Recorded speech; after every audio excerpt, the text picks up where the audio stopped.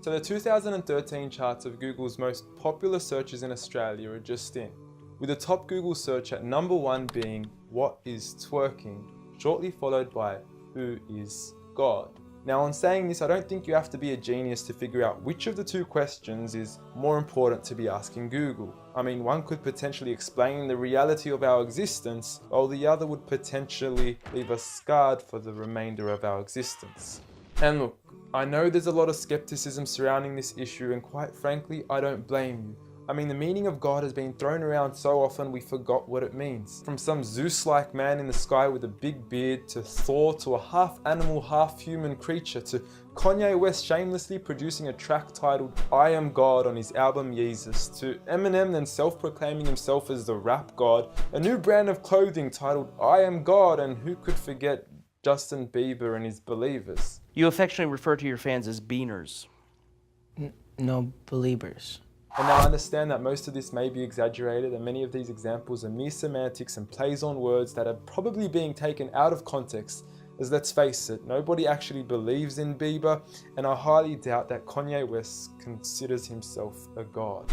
When someone comes up and says something like, "I am a god," everybody says, "Who does he think he is?" I just told you who I thought I was, a god.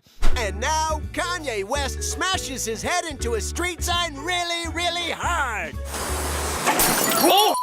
Kanye! Oh, Kanye. Kanye, you okay? Sounds like Kay's got a new hit. A god. That's who I think I am.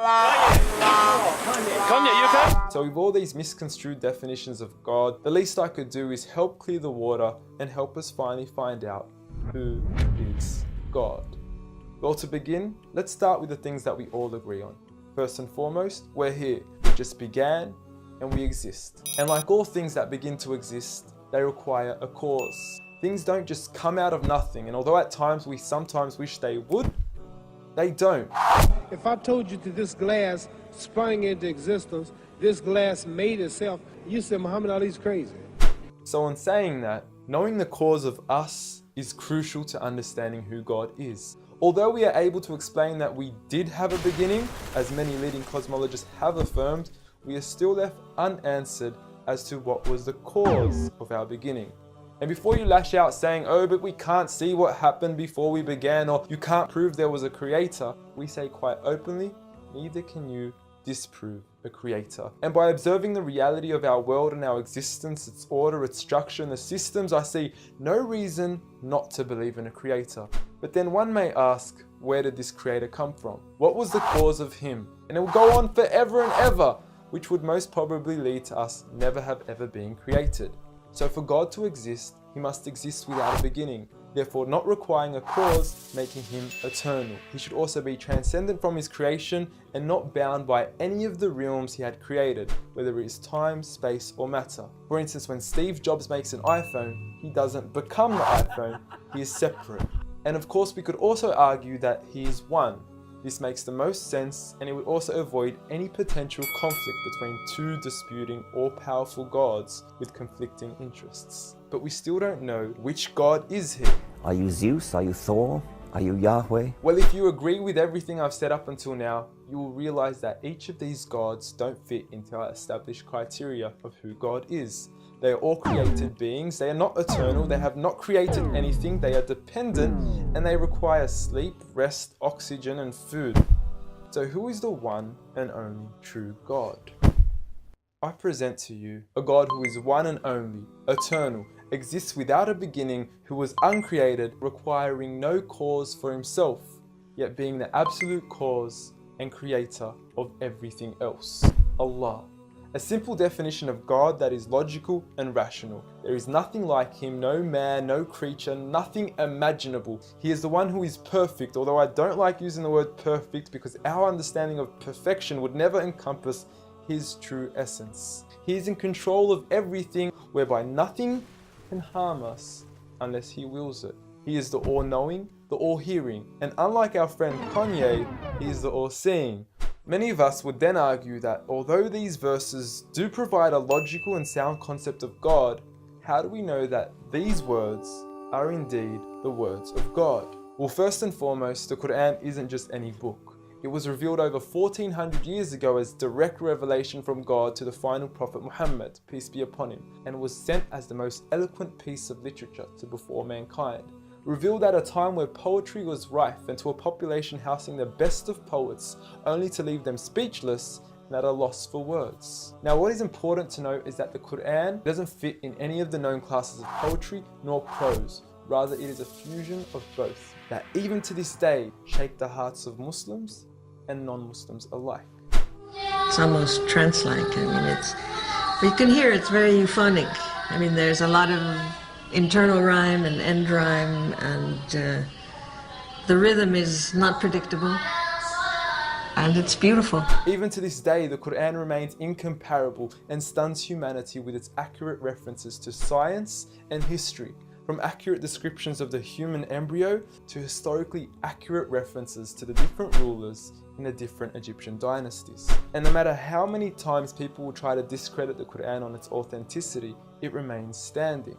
Will you please, at the very next science lesson, get some salt water, get some fresh water, and mix them and see what happens? The Quran says 2 seas, not 2 cups of water.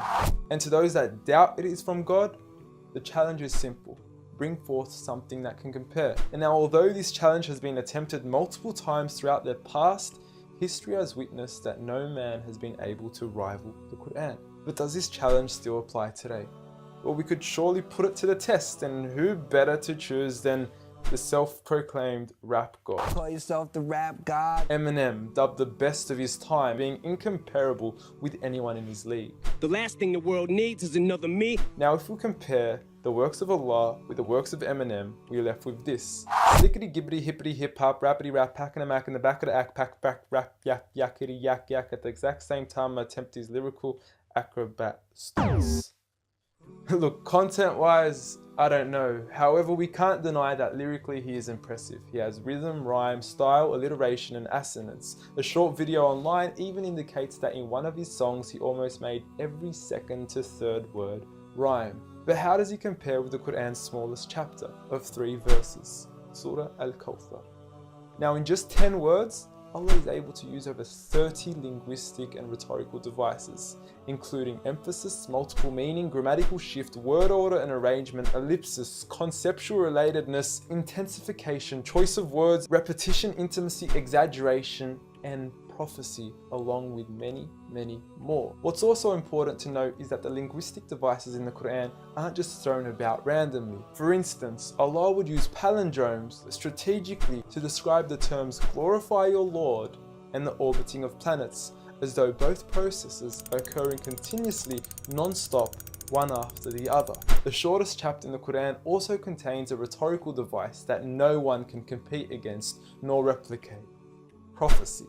At the end of the first verse, Allah promises Muhammad, peace be upon him, that he would be given abundant good at a time when he was at one of the lowest points of his life, with a small amount of followers and low social status. He had even just lost his son, and his enemies were taunting him with cut-off lineage and progeny, yet Allah was promising him abundant good at this time.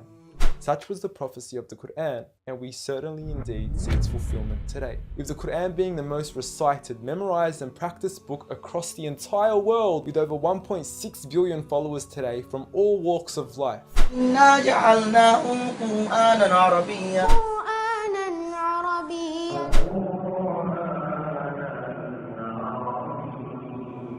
Now, I know many of you are probably thinking, okay, cool story bro, but what's the purpose of the Quran? Well, the importance is that it gives meaning to life. From our overall purpose of existence to why we're here and what happens once we die. God teaches us that each and every single one of us is being tested. We weren't created for mere play, we were created with a purpose, and that is to be obedient to God and His rules. Those who believe, there is reward, and those that don't and are arrogant, there is a punishment.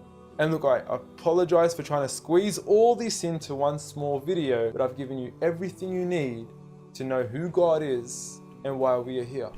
So read.